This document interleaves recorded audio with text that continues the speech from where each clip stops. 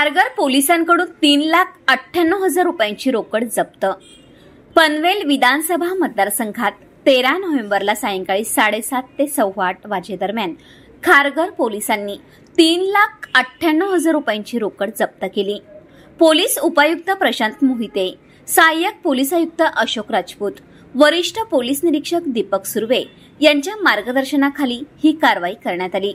Kharghar police ठाण्याचे beat marshal Pradeep Salunkhe, Dilip Chaure यांचं पथक खारघर हद्दीत गस्तीवर असताना कोपरा गाव येथे सोमेश्वर रेसिडेन्सी सेक्टर 10 खारघर या इमारतीखाली रिक्षामध्ये 2 इसम पैशांची देवाणघेवाण करताना संशयास्पद वाटल्याने त्यांची रीतसर चौकशी केली।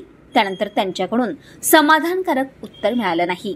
त्यांच्याकडील कॅनव्हास बॅगेची तपासणी केली असता त्या बॅगेमध्ये 3,98,000 रुपयांची रोकड आढळून आली। सदरची रक्कम आणि संबंधितास ताब्यात घेऊन पुढील कार्यवाहीसाठी भरारी पथक क्रमांक 9 यांच्याकडे सुपूर्द करण्यात आले। ही रक्कम भरारी पथक क्रमांक 9 मार्फत जप्त करण्यात आली आहे। ब्युरो रिपोर्ट, कोकण संध्या न्यूज, पनवेल।